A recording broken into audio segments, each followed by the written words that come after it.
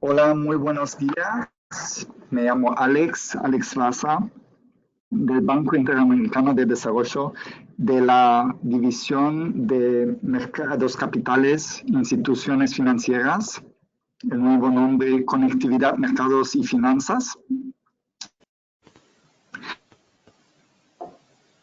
Y este serial de webinarios es una colaboración entre la División de Cambio Climático en el BID y la División de Conectividad, Mercados y Finanzas. Hoy tenemos la felicidad de presentarles una nueva metodología de cómo riesgos sistémicos, riesgos climáticos se pueden analizar en portafolios de bancos públicos. Les voy a presentar a Lawrence Pratt, que va a liderar y facilitar la discusión. Lawrence, por favor. Muy buenos días, muy buenas tardes a todos. Es un placer estar con ustedes el día de hoy. Mi nombre es Lawrence Pratt, soy profesor de la Escuela de Negocios INCAE, con sede en Costa Rica y Nicaragua. Y fui fundador y soy director académico del proyecto EcoBanking. Es un placer acompañar al BID en este seminario, este webinar, con un tema que es bastante nuevo en el mundo y muy nuevo el tema en América Latina, que tiene que ver con cómo enfrentamos o cómo entendemos los riesgos sistémicos que nos trae el cambio climático. Voy a hacer una breve introducción y después voy a presentar cada panelista y poco después para entrar en detalle. Después de las presentaciones de cada uno de nuestros expertos invitados, vamos a tener una sesión de preguntas y respuestas a través del mecanismo de GoToWebinar. Puede poner las preguntas en inglés o español y el equipo del BID y yo vamos a estar viendo las preguntas. El señor Carter, que presenta de último, va a estar presentando en inglés. También va a seguir muy de cerca las láminas en inglés, pero puede lanzar las preguntas en cualquier idioma. Bien, vamos a comenzar. Primero comenzamos con conceptos básicos. Cuando estamos hablando de riesgo sistémico, estamos hablando de riesgo asociado con el colapso de una compañía, una industria, una institución financiera o hasta una economía entera. Aquí, cambio climático ya ha sido reconocido como un impacto muy importante para el sector financiero, para el sector, muchos sectores económicos por diferentes razones. Hasta el momento, sobre todo en Europa, en Estados Unidos y los mercados financieros más grandes, se está viendo los riesgos de cambio climático más de una perspectiva de responsabilidad fiduciaria, en la medida que son materiales para el sector financiero o en los que están manejando las compañías que cotizan en bolsa. Y hay un aumento muy importante liderado de alguna forma por Michael Bloomberg y otros para que haya más información, más análisis y más transparencia acerca de los riesgos para inversionistas, para los que están financiando, para que los mercados comiencen a incluir los costos y los riesgos apropiados. Pero recientemente, liderado por otros componentes del sistema financiero, en particular la industria de seguros, ya se está viendo riesgos climáticos en una forma más sistémica, que van más allá de simplemente información acerca de la exposición de una compañía, sino qué pasa cuando agrupamos toda esta información. Entonces, sabemos que el cambio climático es sistémico, es planetario, tiene efectos ya experimentados. América Latina, sobre todo la costa pacífica, es la región más afectada del mundo, después de las islas pequeñas planas.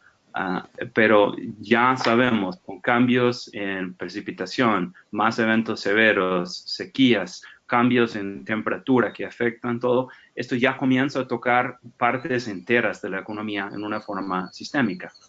Y para muchas industrias, voy a comentar algunos, y para el sector financiero, y hasta ciertos países presentan riesgos sistémicos o están entrando a lo que serían riesgos sistémicos para los países donde es posible perder mucha infraestructura, sectores enteros y en una forma no necesariamente predecible a corto y mediano plazo, pero a largo plazo las tendencias se ven.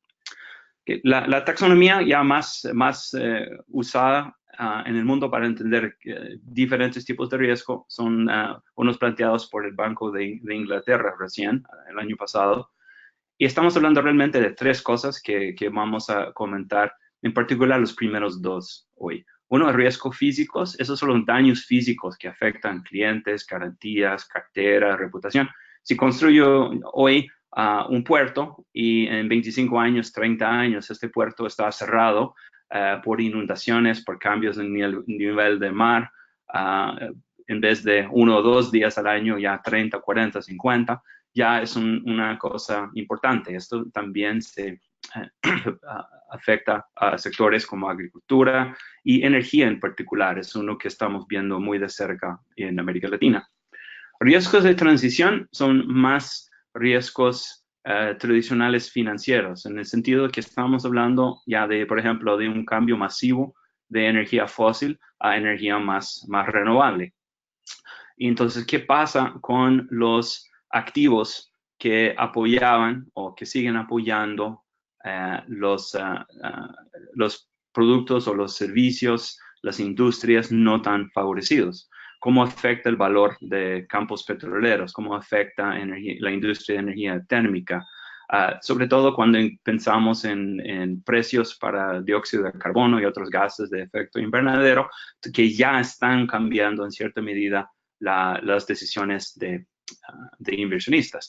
También hay riesgos de pasivos y varias otras complicadas que no vamos a entrar hoy, pero ya se va viendo más importantes cuando ya entendemos un poco más de los riesgos sistémicos. Entonces, en riesgos físicos, organizaciones como CEPAL, en este gráfico, si quiere referencia, lo puede buscar ahí fácilmente.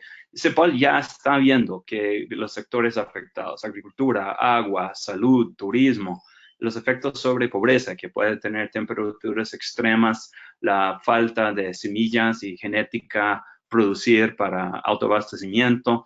Estamos hablando de infraestructura costera en particular, que va a estar debajo del agua en gran medida en diferentes momentos durante este siglo. Y disabilidad, cambio de enfermedades y otras cosas. Entonces ya hay bastante investigación acerca de cuáles son cuáles podrían ser los efectos y más o menos en qué plazo. El gobierno de México, por ejemplo, ya está compartiendo información acerca de los cambios esperados durante los próximos años y comenzando a orientar política pública, inclusive política financiera pública, a incorporar ese tipo de riesgos. Y en caso de México, por ejemplo, mucho del impacto en general de cambio climático vamos a sentir a través de agua. Inundaciones, alto nivel de mar, pero también escasez importante de agua. Entonces, el tema principal de México es escasez de agua y presión sobre recursos hídricos. Entonces, ya si una región ya es seco y va a estar más seco mientras está tratando de sostener una población en crecimiento, más agricultura y más necesidades de generación energética, de fuentes hídricos. Ya se ve que el factor limitante y el factor ahora menos predecible es el agua. Agricultura, hay datos que sugieren que la productividad agrícola durante los próximos 50 años, más o menos, puede bajar 15, 20% hasta más en ciertas regiones por cambios en disponibilidad de agua y temperatura. Y ya todos hemos visto los efectos de aumento de huracanes. Ese tipo de eventos con infraestructura son más frecuentes, van a seguir siendo más frecuentes, sobre todo en ciudades costeras. Ya en Centroamérica estamos recibiendo lluvias y derrumbes que supuestamente ocurren cada 50 años, ocurren casi todos los años. Riesgos a infraestructura energética. Esto fue el huracán en Puerto Rico, que perdieron varios embalses, varios generadores. Aspectos hasta construcción, cómo estamos tomando decisiones de construcción. Sector agrícola. Tenemos sequías, o tenemos inundaciones. Entonces, cualquier caso, hay problemas de enfermedades, problemas de pérdida de capital de semilla, capital de pasto, capital de los mismos animales. Entonces, son golpes importantes para sectores que en muchas partes de la región son marginales. Entonces, estamos hablando de efectos directos e indirectos. Segunda categoría son riesgos de transición, que comenté un poco antes, que cuál es el valor real de una nueva planta generadora a base de carbón.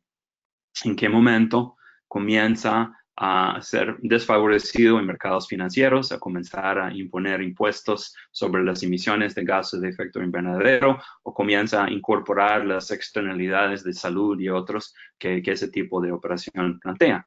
En cadena, ¿qué significa eso cuando esos cambios que ya se están dando?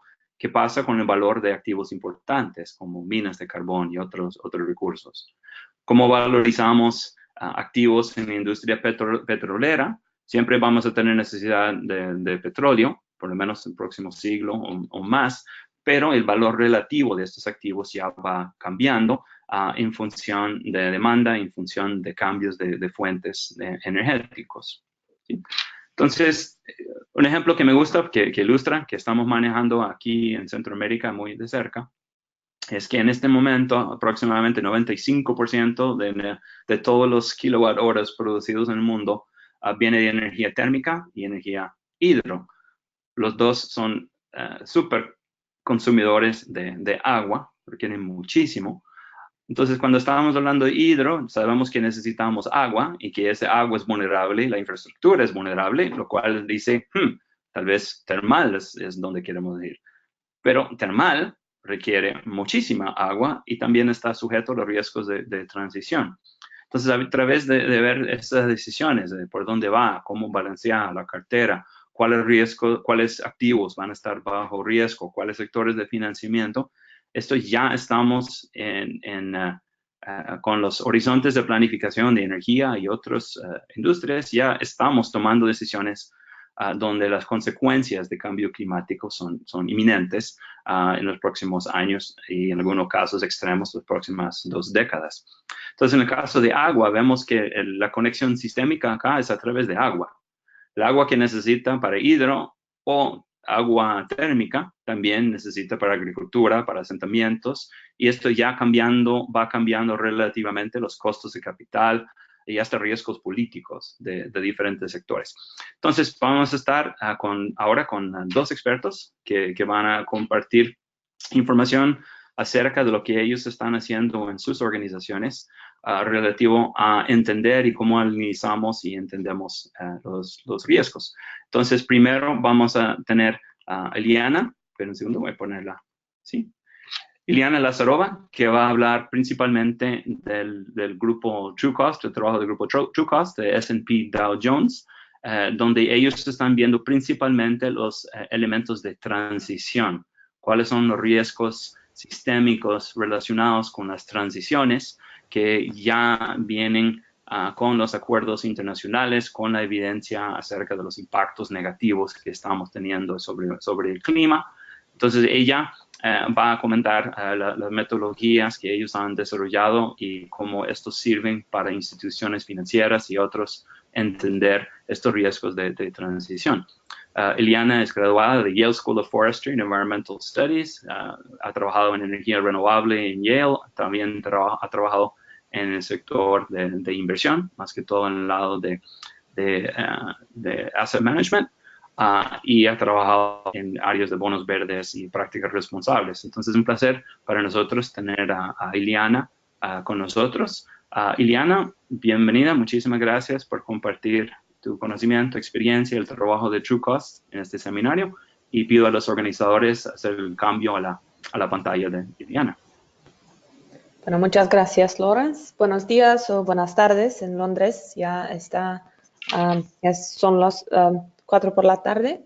Es un placer participar en esta discusión hoy. Me llamo Iliana y soy analista en Trucost, parte de S&P Dow Jones Indices. Y ahora, ya que Lawrence has presentado la taxonomía de riesgos financieros climáticos como definidos del Banco de Inglaterra, yo voy a centrarme en el riesgo de transición y voy a presentarles el análisis de escenarios a nivel de cartera sobre los factores de riesgo ambientales y climáticos. ¿Y qué implica un escenario de transición de 2 grados para las instituciones financieras? Pero antes de empezar, un poco sobre Trucost. Trucost es una consultoría que proporciona datos y análisis de medio ambiente y carbono, pero también el capital natural más en general, a instituciones financieras y a compañías para que ayudarle a evaluar, administrar y a veces valorar adecuadamente riesgos medioambientales y conectados con el carbono. Trucost trabaja con varios de los fondos de pensiones que lideran en cuestiones de prácticas medioambientales en Europa, pero también en América Latina. Entre nuestros clientes son Deutsche Bank, Norges Bank, HSBC, Lloyds Bank of London, y en América Latina hemos colaborado con la Bolsa Mexicana de Valores y la Asociación de Bancos de México. Y ya que hemos discutido que el cambio climático es un problema global, eso provocó un consenso global para acción conjunta con el Acuerdo de París. El Acuerdo de París fue adoptado en 2015 y establece un objetivo a largo plazo: limitar el aumento de la temperatura global por debajo de los 2 grados centígrados a alcanzar durante la segunda mitad de este siglo. ¿Qué significa esto? Es que casi todo el mundo ha presentado sus contribuciones determinadas a nivel nacional con sus objetos para limitar las emisiones de carbono. Y un concepto muy importante de entender en este contexto es el presupuesto de carbono implícito, es decir, la cantidad de las emisiones totales de dióxido de carbono para que no superamos este umbral de temperatura de 2 grados. Y por ejemplo, en este gráfico pueden ver que tenemos diferentes escenarios de qué es el presupuesto de carbono que podemos usar hasta el futuro. Y hay alguna incertidumbre en estos casos, pero la gran idea es que el Acuerdo de París nos diga que no podemos superar más de 40 gigatons de carbono de dióxido. El problema es que tanto como establecen un objetivo común, estas contribuciones nacionales con los objetivos no son suficientes y si nada cambia, vamos a superar, los científicos dicen, este umbral de 2 grados. Y en este contexto, para que toda la economía global sea compatible con 2 grados, ¿qué debe cambiar? ¿Qué significa eso? Es que necesitamos casi un nuevo modelo que no sea considerar solo el crecimiento económico, pero también el medio ambiente. Aquí en estos gráficos pueden ver unos de los sectores que son muy altos en intensidad de carbono y cómo pueden y deben cambiarse en el futuro. Los científicos climáticos dicen que para mantener la temperatura por debajo de 2 grados necesitamos no superar 450 partes por millón de concentración de carbono de dióxido. Es una concepción científica, pero significa que sectores como, por ejemplo, el transporte, edificios, industria, electricidad, deben descarbonizarse en gran plazo para que mantenemos la temperatura debajo de 2 grados centígrados. Y Cuando pensamos en los riesgos climáticos, sí hay incertidumbres, pero hay también oportunidades y riesgos.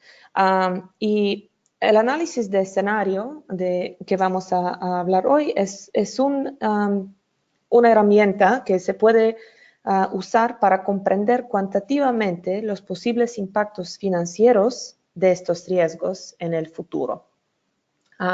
Aquí a la izquierda pueden ver unos ejemplos de qué son las oportunidades para inversores.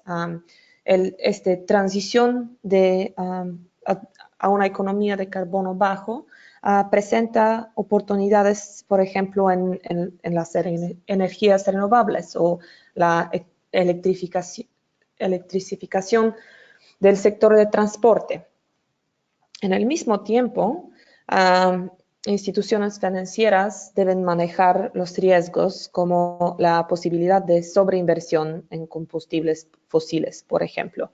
Carbon Tracker, que es una organización en Inglaterra, ha calculado que para que no alcancemos los escenarios de 2 grados centígrados, desde hoy hasta siempre, ¿sí? Estados Unidos y China no deberían incrementar inversiones en capacidad de carbón térmico, por ejemplo. No necesitamos esta capacidad. Es decir, que inversores corren el riesgo de activos bloqueados. También en los sectores de petróleo y gas natural. Y con eso, que hemos establecido que es un presupuesto de carbono, cuáles son algunos riesgos y oportunidades en la transición a una economía global compatible con 2 grados, a ver cómo podemos valorar esos futuros riesgos y oportunidades. Y una respuesta es, usan un análisis de escenarios. Ahora ya he comentado sobre un grupo que está liderado por Michael Bloomberg, y eso es el TCFD, que es Task Force on Climate Financial Disclosure en inglés. Ese es un grupo de trabajo debajo del Consejo de Estabilidad Financiera, que es el marco más robusto que existe ahora en el mercado para un análisis medioambiental y financiero. Y TCFD recomienda los análisis de escenarios como una herramienta para medir, valorar y gestionar riesgos y oportunidades de transición futura. En otras palabras, el análisis de escenarios se ve de los líderes financieros del mundo, en verdad, como una poderosa herramienta que permite a los inversores comprender, por ejemplo, la capacidad de adaptarse y adaptar sus estrategias al cambio climático y en los escenarios de transición energética. Transición energética muy intensa en carbono a renovables. Y un análisis de escenarios nos puede ayudar a los bancos, por ejemplo, a informarse de umbrales de préstamos específicos por sector e informar de estrategias generales de préstamos. También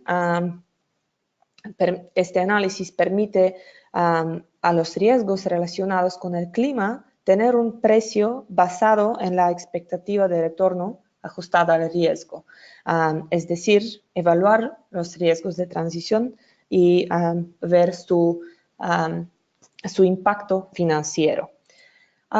Y con eso voy a mostrarle unos ejemplos que Truco está ha desarrollado. El ejemplo primero es cómo se pueden evaluar los riesgos de transición como en contexto de fijación de precios del carbono. La herramienta evalúa los costos adicionales para los agentes contaminadores bajo diferentes escenarios. La razón es que si se impone un precio de carbono, los activos que tienen alta intensidad de carbono van a sufrir impactos en sus ingresos y gastos operativos.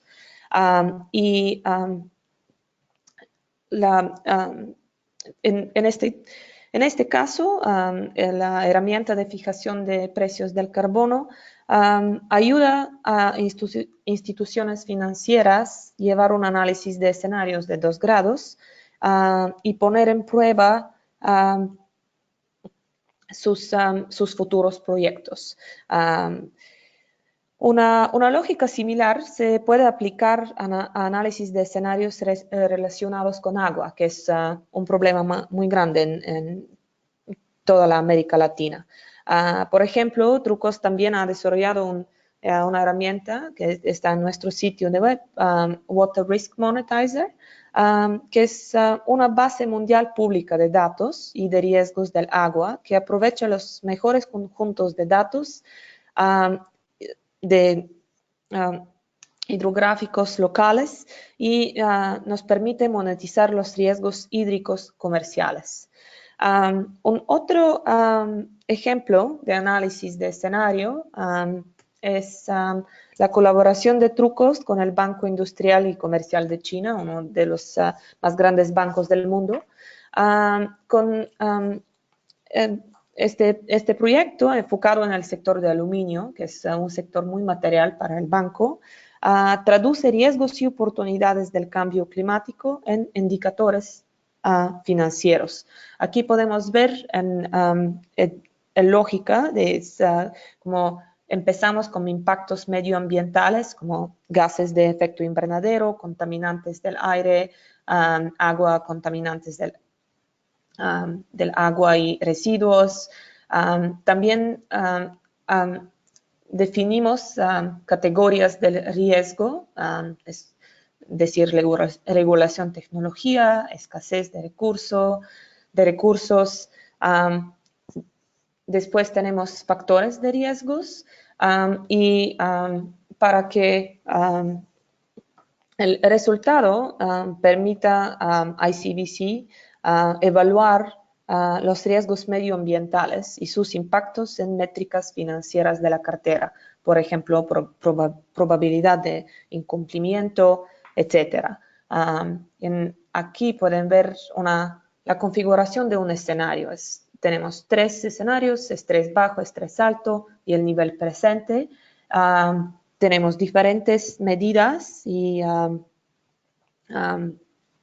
diferentes precios, por ejemplo, por el costo de carbono o de CAPEX, y podemos evaluar diferentes casos de oportunidades y riesgos. Y con eso, en conclusión, quiero compartiros esas lecciones aprendidas en estos ejemplos de que el análisis de escenario ya es una herramienta poderosa y nos da una idea de los riesgos y oportunidades del futuro para que tomemos decisiones informadas y, más importante, alineados con el objetivo de mantener la temperatura global bajo 2 grados. Y por eso necesitamos escenarios diferentes y claridad sobre estos impactos.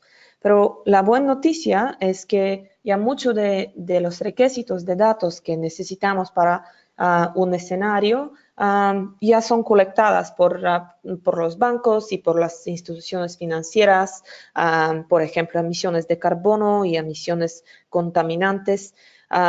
Ya son unos de los principios de Ecuador para determinar la categoría de riesgo de un proyecto. La segunda lección es que es muy importante involucrar el Departamento de Gestión de Riesgos y comprender no solo qué son los impactos y riesgos financieros, pero también qué son los riesgos medioambientales y cómo se pueden manejar en conjuntos. El tercer punto es que los resultados de de un análisis de escenarios se puede traducir en unos umbrales de préstamos en el futuro y también dar idea de qué son los sectores que son muy altas de carbono o tienen otros riesgos medioambientales como agua o natural capital en general. Y la otra cosa es que los diseños de escenarios anteriores son transferibles. Es decir, que si hemos desarrollado un escenario central sobre fijación de precios del carbono, por ejemplo, ya podemos desarrollar más fácil un otro escenario de estimación de los riesgos del agua o de sequía y creo que es muy importante que los bancos empiezan a usar esta herramienta de análisis de escenarios. Y con eso, gracias por la atención y creo que puedo pasar a nuestro experto de riesgo físico, Lawrence. Y si tienen preguntas, me alegraría responder hasta después de Lawrence. Okay. Muchas gracias, Iliana. Muchas gracias por explicar e introducirnos a cómo se considera estos riesgos de transición. Creo que quedó bastante clara de cómo se enfrenta. En este momento vamos a pasar a Lawrence Carter. Lawrence trabaja en la firma RMS, una compañía que él va a explicar, que da herramientas para entender riesgos de diferentes tipos. Lawrence trabaja en áreas directamente relacionadas con cambio climático y va a comentar acerca del trabajo que está haciendo para entender riesgos de sequía y otros georreferenciados. Y entonces, Lawrence, welcome. Thank you very much for joining us, and we'll pass it over to you. The technical team could pass over to Lawrence Carter's screen, please. Thanks, Lawrence. Can you see my screen okay before I get going? Yes, we all can. Perfect, thanks. So my name is Lawrence Carter. I work for a company called RMS, and I'm going to speak a little bit about physical risk, and in particular a project that RMS worked on to quantify the risk of drought to corporate lending institutions.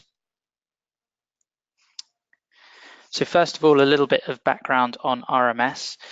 We are a risk company who have a mission to create more resilient communities and economies through a deep understanding of the potential impact of shocks and stresses on those communities. We work with a range of clients, including insurers, reinsurance, government entities, and financial institutions, with the aim of improving risk quantification and risk understanding.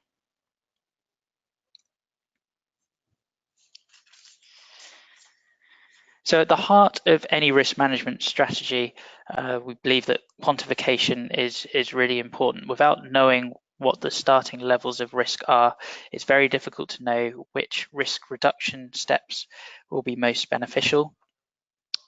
How risk financing will help reduce the risk is, for example, the risk financing intended to reduce your attritional 1 in 10-year events, or is it designed to reduce the impact of a 1 in 100 event?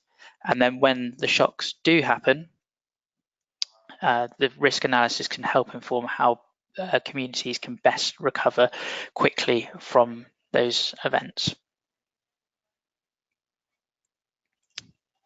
So the metrics that we use predominantly to do this are what we call exceedance probability curves. So on the right-hand side, you can see the example of an exceedance probability curve.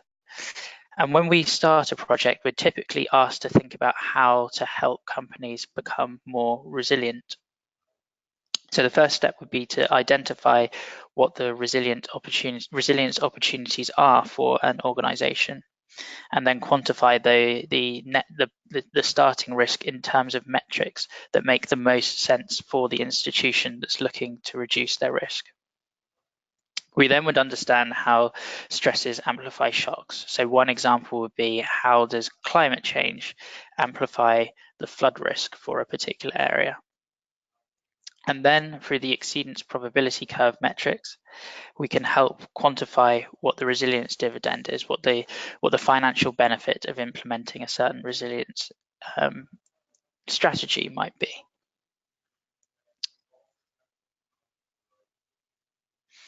So how do we do this? In general, our risk models will quantify risk using a series of synthetic events. And what you're seeing on the screen right now is the RMS North Atlantic Hurricane Model. We have over 50,000 different synthetic events within the model, each representing a possible version of an event that could happen next year. And by understanding how all of these events come together and interplay with each other, we can quantify the risk to an entity using a science-based approach that considers all potential possibilities. But defining what an event could look like in terms of physical parameters is only the first step. We would then want to quantify what the event hazard looks like. So for a hurricane event, that would be, what does the wind field footprint look like on the ground? We would then look to apply the exposure that's at risk and overlay the hazard parameters over that exposure. We would then want to look at how individual pieces of exposure would be affected by that wind field. So for example, does a wind speed of 70 miles an hour cause a 10% loss or 10% damage, or 20%, or is it more? So we would want to do that for each of the individual items of exposure. We would then take that vulnerability or the damage and convert that into a physical impact. So is it number of people affected? Is it the total financial loss? Is it an economic impact? Is it the number of defaulting companies?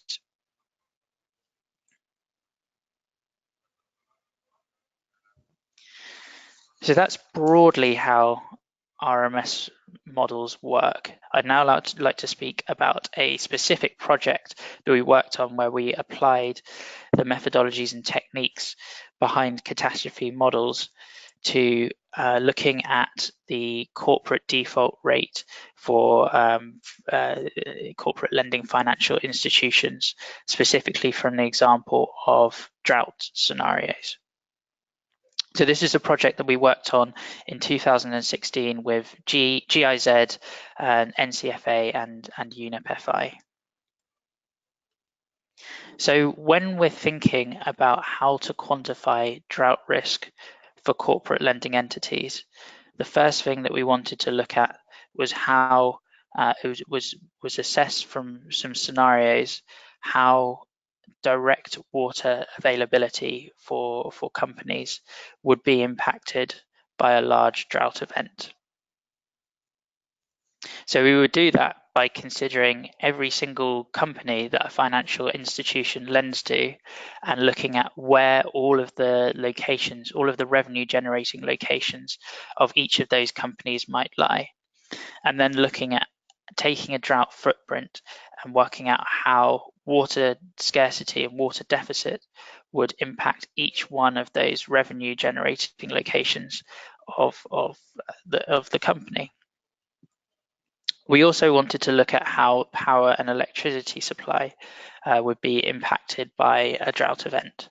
So particularly in certain South American countries where there's a large dependency on hydroelectric power, drought conditions translate to reduction in power availability, leading to blackouts and brownouts. So we wanted to incorporate that particular feature in our modelling. We also wanted to look at how supply chain deficits would propagate throughout the economy. So we used an input-output model to assess what a water deficit at a primary producer, for example, an agricultural company, might propagate through the economy and affect other sectors such as product manufacturers and agricultural or users of agricultural products, such as food products. We also used a global macroeconomic model to assess how what a major drought in a country might mean for the key macroeconomic indicators of that country. And just for further context, the countries that we explicitly modeled in the drought project were the USA, Mexico, Brazil, and China.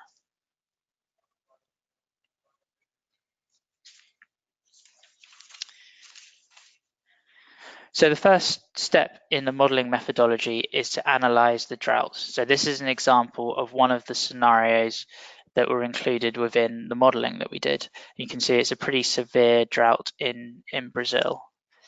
We based our drought scenarios on historical drought events and tuned the intensity of the drought to scale with what could be possible as a 1 in 100 year drought event or a 1 in 200 year drought event, and looked at how climate change might affect the probability of occurrence of these events. So what might have been a 1 in 100 year event 50 years ago might now only be a 1 in 25 year event or a 1 in 50 year event.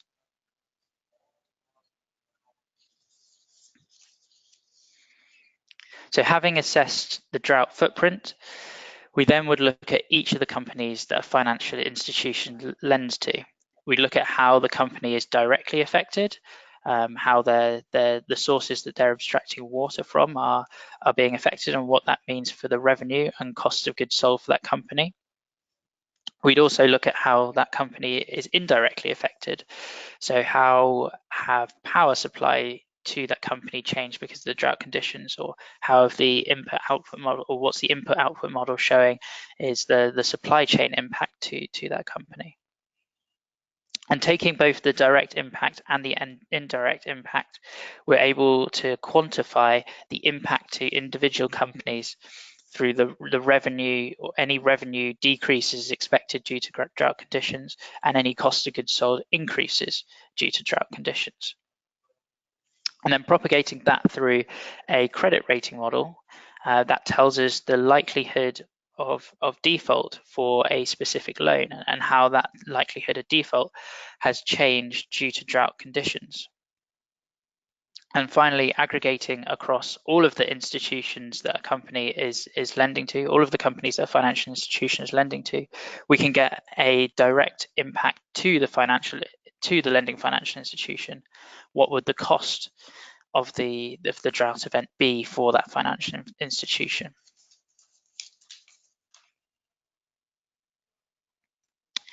So when we were working on this project, we partnered with 9 financial institutions from across the 4 countries that we were working with, so Mexico, Brazil, the USA, and China. And I just wanted to talk through some of the key results that we found when we asked them to run the model on their own portfolios. So the first key result is that we found that over 60% of water-dependent companies in the US see some sort of a reduced credit rating due to the drought scenarios that we looked at. In Mexico, certain portfolios experienced an 150% increase in default events, or in company defaults, due to the drought scenarios. Agricultural portfolios in Brazil saw between 4 and 9 times higher default losses compared to a base case scenario where there's no drought present. And we saw that medium-sized businesses in China were more likely to feel an impact than some of the larger businesses in that particular country.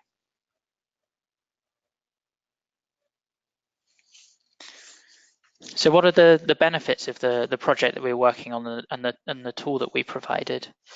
So firstly, the tool was able to provide financial institutions with context into the potential scale of drought-driven default losses.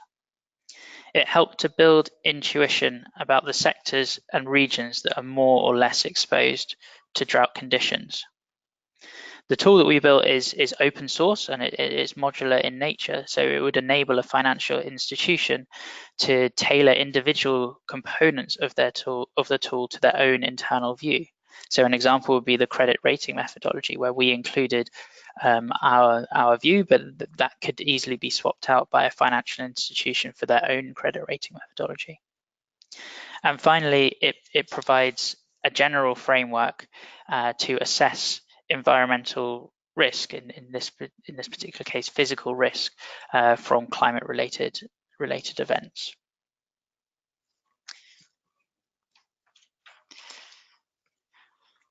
So that's all I wanted to speak about, and I'd like to pass back to Lawrence to take the next session.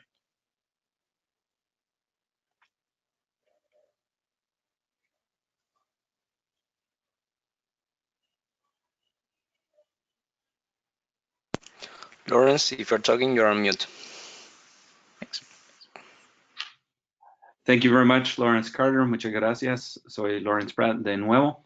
Ya hemos escuchado dos presentaciones muy interesantes acerca de cómo vamos entendiendo desde la perspectiva del sector financiero los riesgos de cambio climático y cómo están y estarán durante muchos años llegando a aspectos sistémicos en las instituciones financieras de la región. Quiero hacer un par de observaciones y resumen, en forma de resumen, y ya está abierta la pantalla de preguntas. Entonces, de los que nos están acompañando ya pueden plantear preguntas en el dashboard de GoToWebinar y ya estaremos atendiendo. Para resumir, los riesgos físicos que acaban de comentar Lawrence, pues ya están presentes en la región, ya están en aumento según todos los modelos de cambio climático durante los próximos cientos de años. Ya vemos que hay impactos directos a sectores y obviamente habrán muchos efectos indirectos a esos sectores, a los proveedores, a la mano de obra y a otros recursos que se usan, podrían o deberían usar para compensar la pérdida de productividad. Y hay impactos desconocidos realmente en toda la economía. Cuando estamos hablando de multiplicar por 4, 8, 9, 10 veces el riesgo o morosidad en ciertos sectores, estamos hablando de efectos importantes que va a tener repercusiones en otras partes de la sociedad. En cuanto a los riesgos de transición, pues ya sabemos que los países de América Latina, a través del banco público, banca privada, ya hemos invertido en mucha infraestructura que no va a servir su vida útil. Entonces ya estamos enfrentando y asumiendo riesgos sin realmente entender el alcance. Entonces me refiero a puentes, carreteras, puertos, generación eléctrica, que ya los modelos de qué va a pasar con el clima, sobre todo agua en la región, nos dicen que hay muy poca probabilidad que estos activos van a servir por lo menos su vida útil, su vida planificada.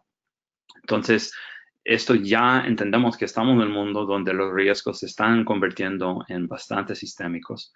Y para la banca pública en particular, esto tiene no solamente relevancia financiera, sino también relevancia para su misión.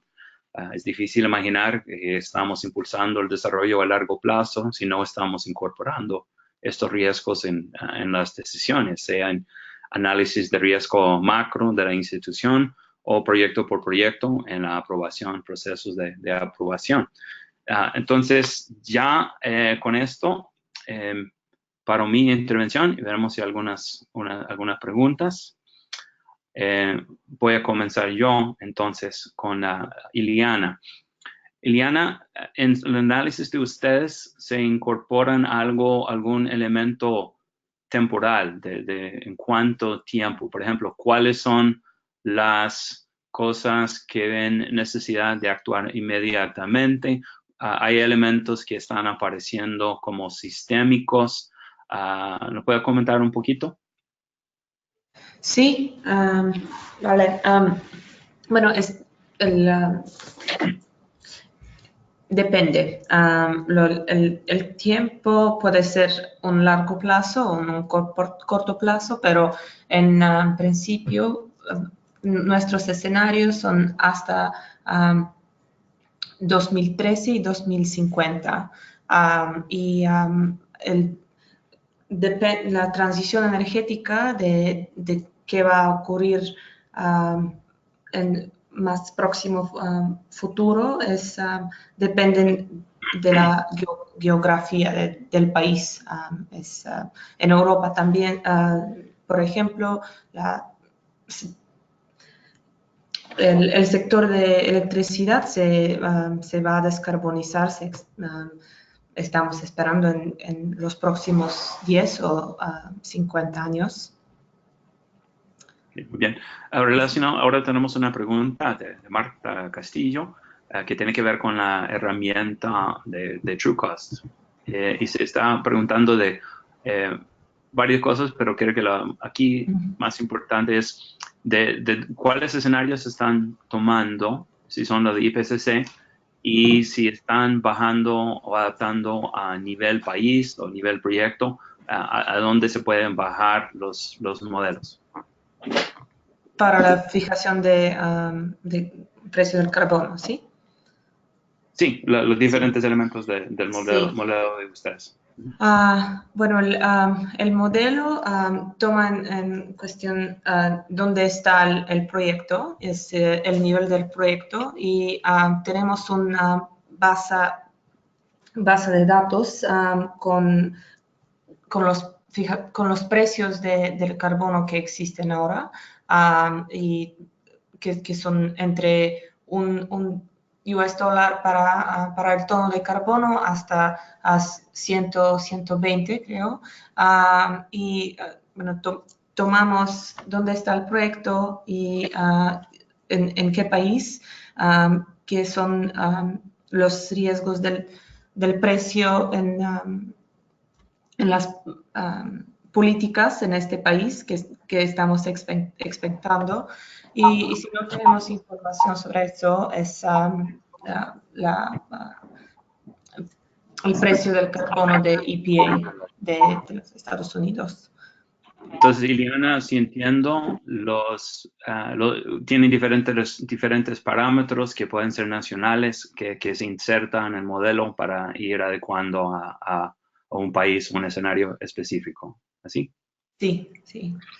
Una pregunta de Pablo Cortines para ambos, lo voy a traducir al inglés. Si ya han comentado o revisado este tipo de herramientas suyas con reguladores financieros. Lawrence, the question is if you've looked at these, if you've discussed or reviewed with financial regulators, particularly banking regulators. Maybe go to Lawrence first. Sure.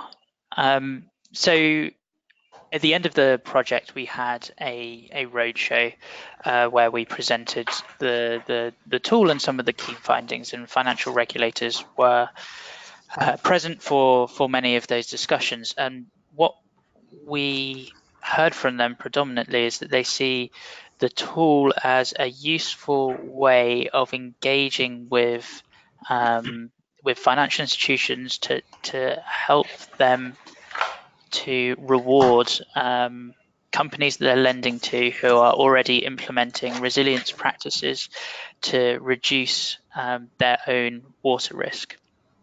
And finding that tools such as the one that we were able to produce could help quantify the impact of that risk reduction, and that would be a positive thing for the financial institutions themselves, and also potentially those who are seeking financing who are rewarded for resilient practices that they have put in place. Ileana, ¿han comentado algo con reguladores?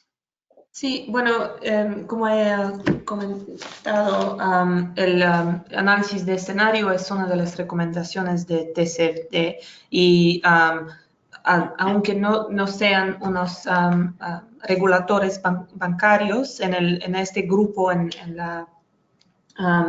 hay personas que el líder del Banco de Inglaterra, por ejemplo, es parte de este grupo, y hemos también colaborado con la grupo europea, que es un grupo de consejos, y el feedback que tomemos de los bancos, en particular en Europa, dicen que sus carteras son muy grandes, pero la verdad es que los reguladores quieren ver se puede hacer un análisis de escenario en parte de la cartera para ver qué pueden ser los impactos.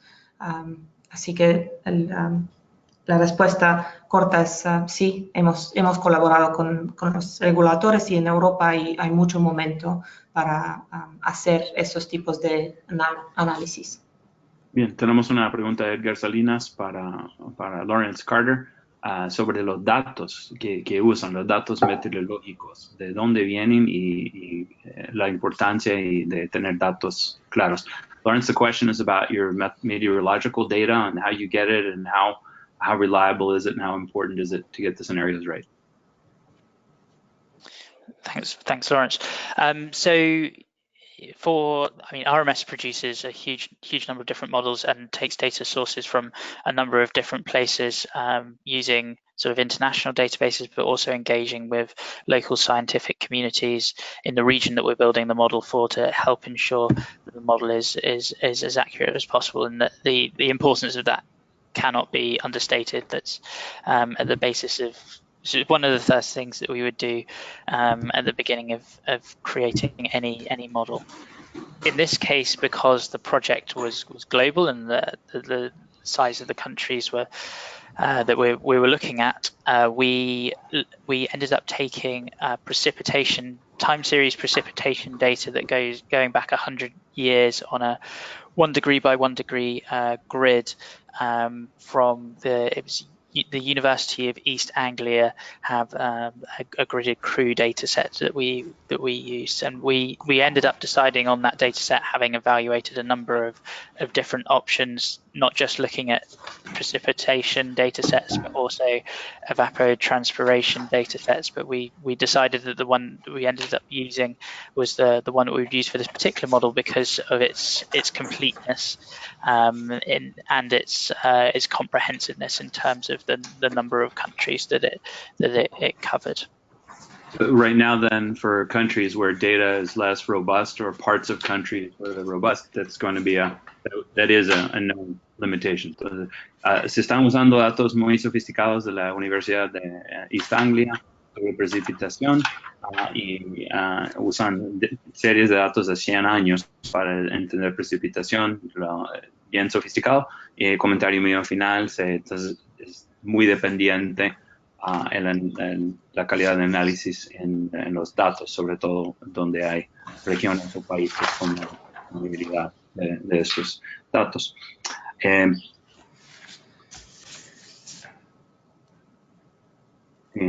Tenemos una última, creo que tenemos tiempo para un par de preguntas más y las respuestas son cortas.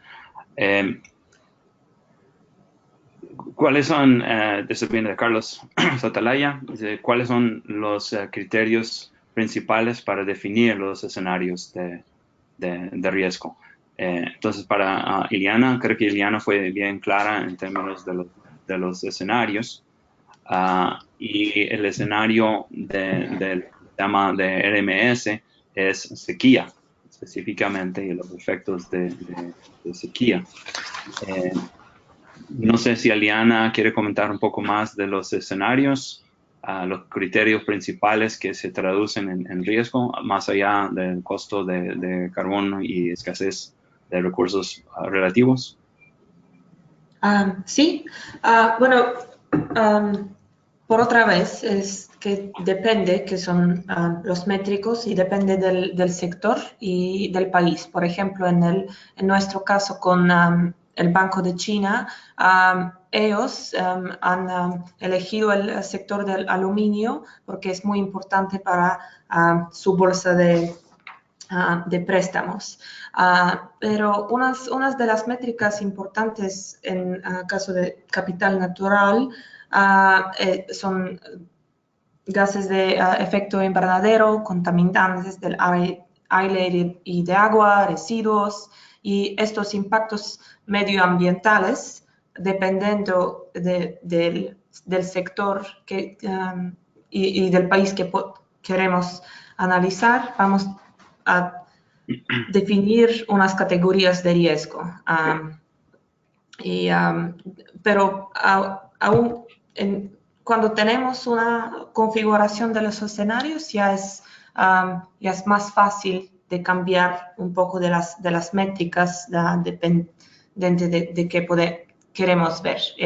La cosa es que en un escenario de estrés, un análisis de escenarios es diferente del prueba de tensión, en que nos da diferentes oportunidades de ver qué puede ser. Y una prueba de tensión ya tenemos un escenario, ya está. Sí,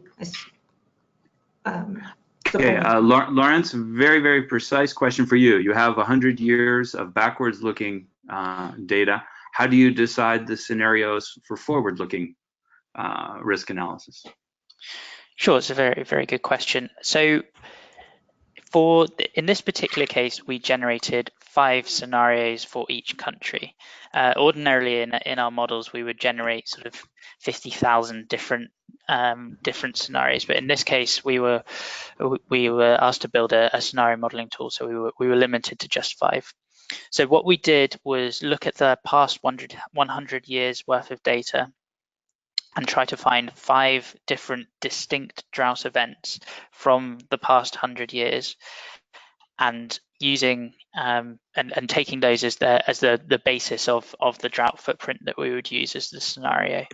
The next thing that we did was use some of the algorithms that RMS has in place for other models to determine what those 5 scenario events taken from history would look like if instead they were assigned a particular, what we'd call a return period, but you can kind of think of it as like a recurrence frequency.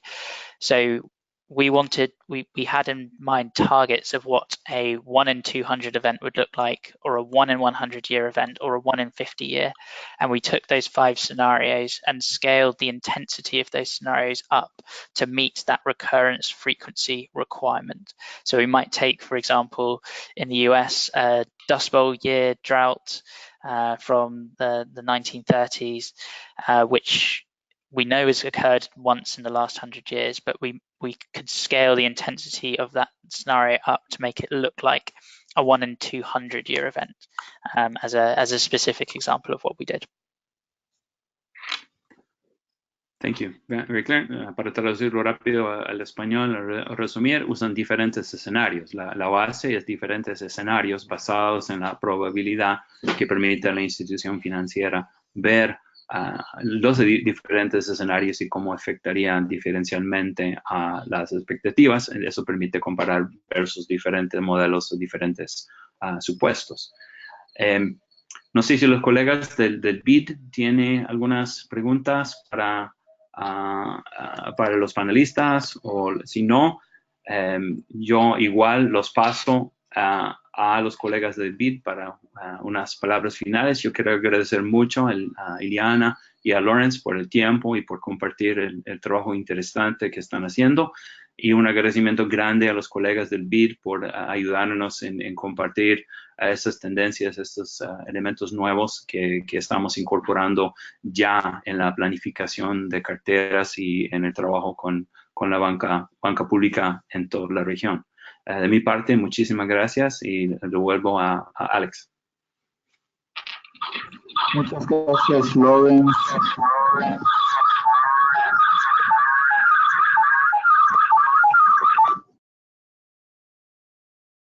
Iliana y Lawrence, y por todas las preguntas. De parte del BID también agradecemos las preguntas activas y y pensamos que eso es un primer paso. Hay muchos en la implementación de estos sistemas y con gusto nosotros apoyamos para responder a estas preguntas en el futuro. Y nosotros vamos a publicar este webinario y se va a grabar. Y mi colega Gian Leo Frisari quería dar un mensaje. No, solo para agradecer a todos y bueno, es un tópico muy relevante para el BID. Es un tópico que nosotros en conjunto con la unidad de cambio climático, la unidad de mercados financieros, debemos poner en la agenda en la región, en temas de banca pública, en temas de regulación. Fue muy interesante ver las preguntas para los reguladores y que especialmente en otros países, pero tal vez algunos en la región también tomando esto en su cartera. Solo para fortalecer el mensaje, si hay interés, si hay preguntas,